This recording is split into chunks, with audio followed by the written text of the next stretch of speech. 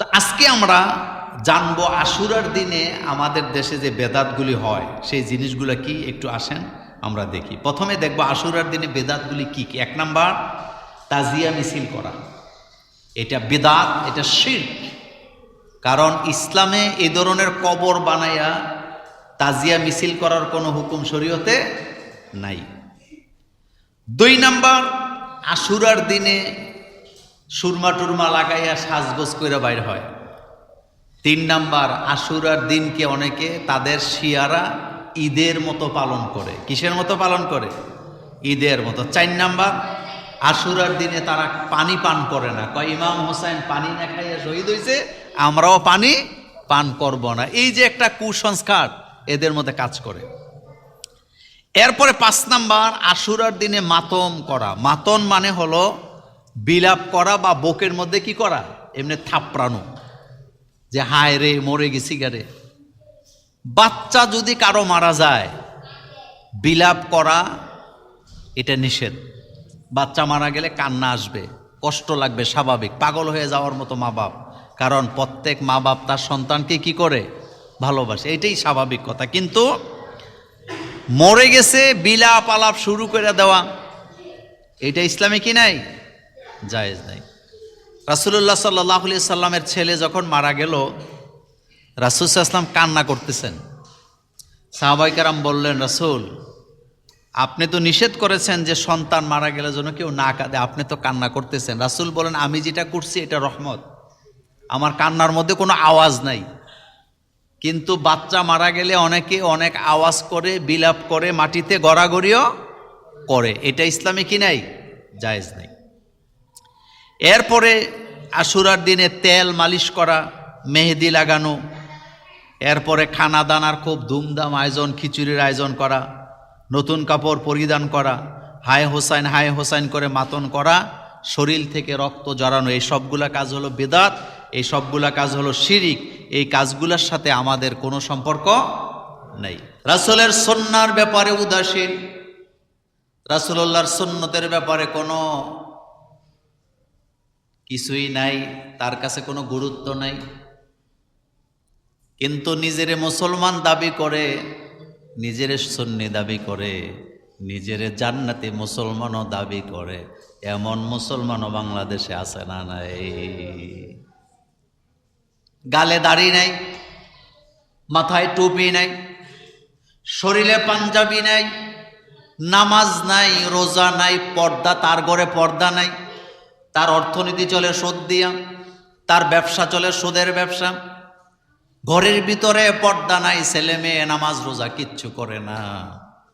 কিন্তু মাঝে মধ্যে আলেম ওলামার কাছে বসলে আলেমদের সবক দেয়, আমরা কি ইসলাম কম বুঝি নাকি? এমন নেতাও বাংলাদেশে আছে না নাই?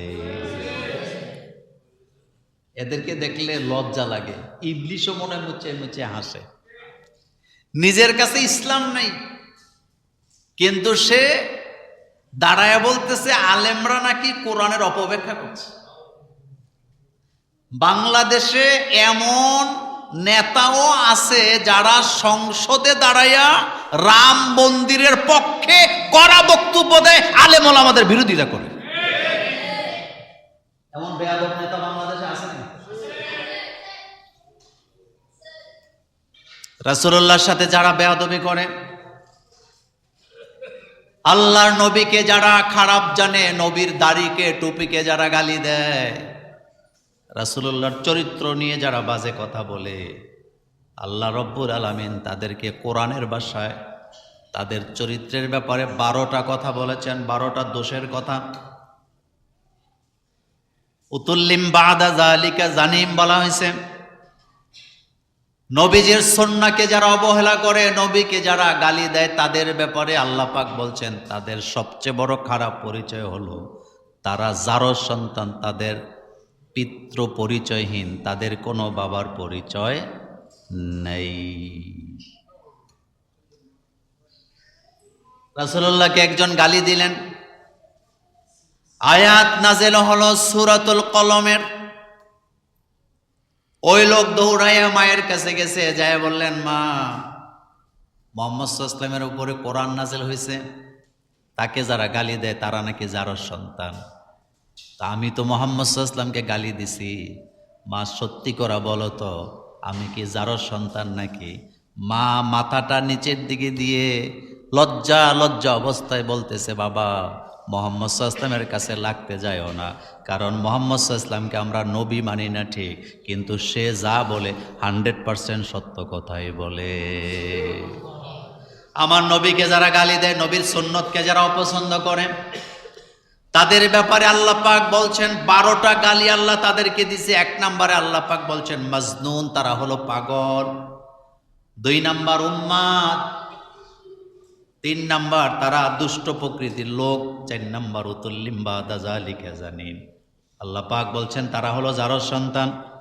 5 নাম্বার তারা হলো ভালো কাজে বাধা দানকারী।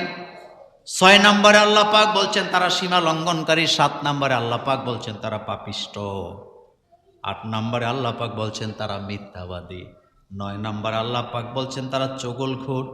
10 নম্বরে আল্লাহ পাক বলছেন তারা রূঢ় চরিত্রের স্বভাবের মালিক। 11 নম্বরে আল্লাহ পাক বলছেন তারা কুখ্যাত। আর 12 নম্বরে বলছেন আল্লাহ বলছেন তারা হলো চরিত্রহীন। জোরে কর নাউযুবিল্লাহ। দেখবেন সিনেমা করে না, নাটক সিনেমা, দুষ্ট লোকটার গালের মধ্যে দাড়ি দিয়ে রাখে, টুপি দিয়ে রাখে। বাংলাদেশে যারা সিনেমার প্রযোজক হয় ম্যাক্সিমাম গুলো হলো ইসলাম বিদ্বেষী, যার কারণে দুষ্ট লোক বানাইতে হইলে গালের মধ্যে দাড়ি দেয়, টুপি দেয়, তারা প্রত্যেকটা জারজ সন্তান। এটা আল্লাহর কোরআনের ভাষা। আপনি দেখবেন সিনেমার মধ্যে চৌধুরী সাহেব সবচেয়ে খারাপ লোক, কিন্তু চৌধুরী সাহেবের মাথার মধ্যে টুপিও আছে, কিও আছে, দাড়ি। তার মানে সবাইকে শিখাইতেছে যারা খারাপ লোক তাদের গালের মধ্যে দাড়ি আর মাথার মধ্যে কি। চিন্তা করতে পারেন?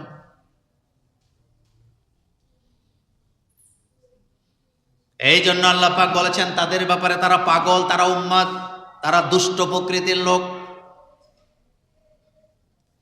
তারা রূঢ় স্বভাবের মালিক, তারা চরিত্রহীন, তাদের চরিত্রের কোনো ঠিক নেই। দুনিয়াতে যত মানুষের আগমন ঘটছে প্রত্যেকটা মানুষের চরিত্র 2 প্রকার, একটা পাবলিক ক্যারেক্টার আর একটা পার্সোনাল ক্যারেক্টার। একটা হলো পারিবারিক চরিত্র, আরেকটা হলো সামাজিক চরিত্র। পারিবারিক চরিত্র আর সামাজিক চরিত্র একরকম হয় না। বাইরে যখন যায় ভালো মানুষ, মানুষের সাথে ভালো ব্যবহার করে, কিন্তু ঘরে গেলে খারাপ আচরণ। একমাত্র নবীরা নিষ্পাপ, নবীদের চরিত্র সব জায়গায় একরকম।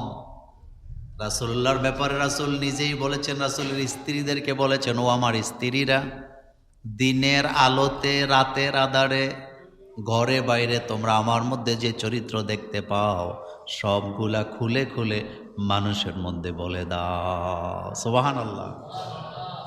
রাতের আঁধারে দিনের আলোতে তোমরা যা দেখতে পাও সবগুলা মানুষের কাছে বলে দাও। আমাদের চরিত্র 2 রকম।